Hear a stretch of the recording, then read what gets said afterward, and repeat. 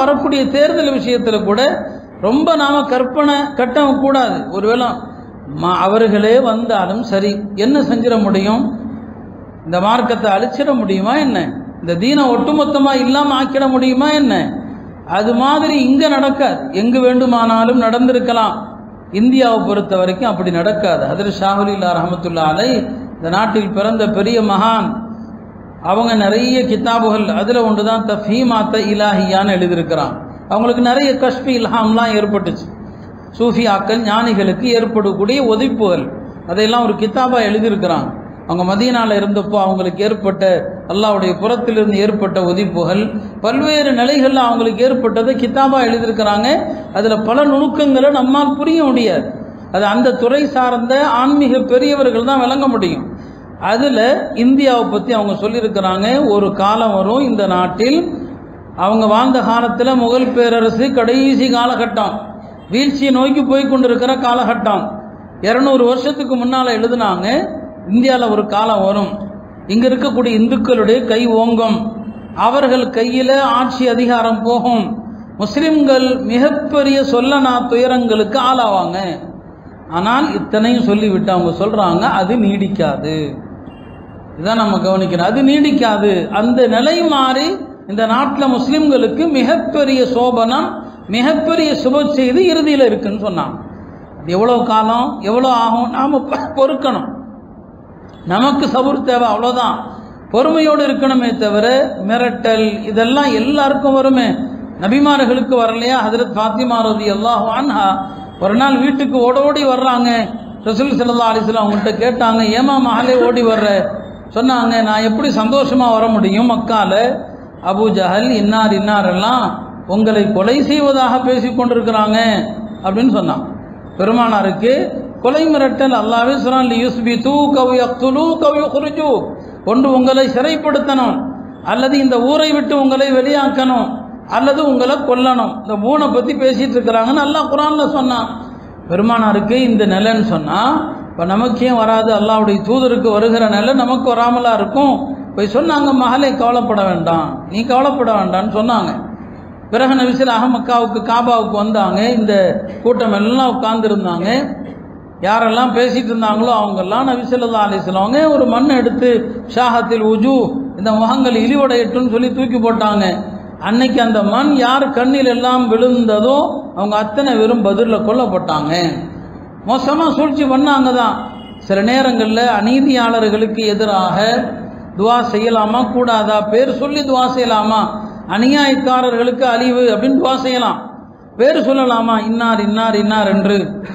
சில பேர் விஷயத்தில் இவன் இதுக்கு மேலே முஸ்லீமாக வாய்ப்பில்லை அப்படிங்கிற நிலைமை வந்துட்டா துவா கேட்கலாம். அல்லாஹ்வுடைய தூதரும் கேட்டாங்க, அல்லாஹும்ம அலைக பி அபீ ஜஹல், யா அல்லாஹ் அபூ ஜஹலை தண்டிப்பாயாக.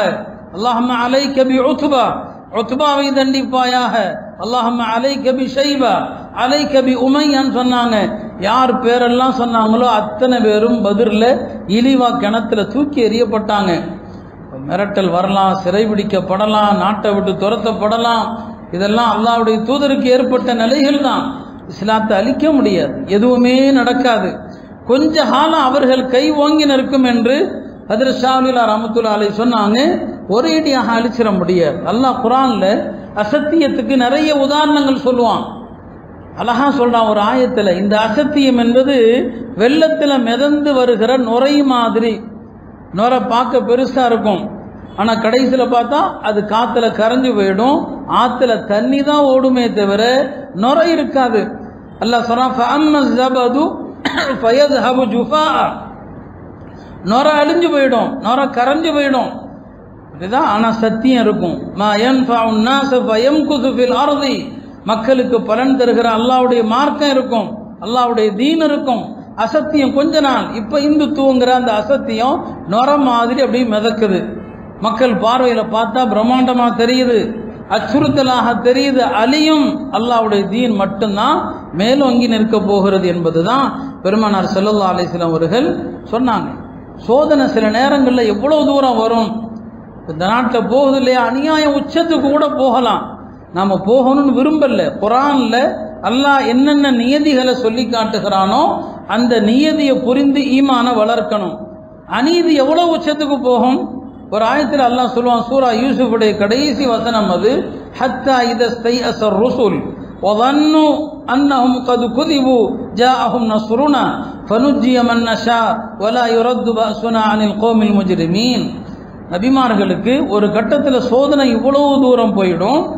அந்த நபிமார்களை பின்பற்றிய முஸ்லிம்கள் அவங்க நினைப்பாங்களாம், இந்த நபிமார்கள் எல்லாம் சொன்னது பொய்யா, அல்லாஹ்வுடைய உதவி வரும், அல்லாஹ்வுடைய உதவி வரும், அல்லாஹ் எதிரிகளை அழிப்பான், அல்லாஹ் முஸ்லிம்களுக்கு உதவி செய்வான்லாம் சொன்னாங்களே, இவங்கெல்லாம் சொன்னது பொய்யா அப்போ அப்படின்னு யார் பேசிக்கொள்ற அளவுக்கு நபிமார்களை பின்பற்றியவர்கள் பேசுகிற அளவுக்கு நிலைமை போயிடும்.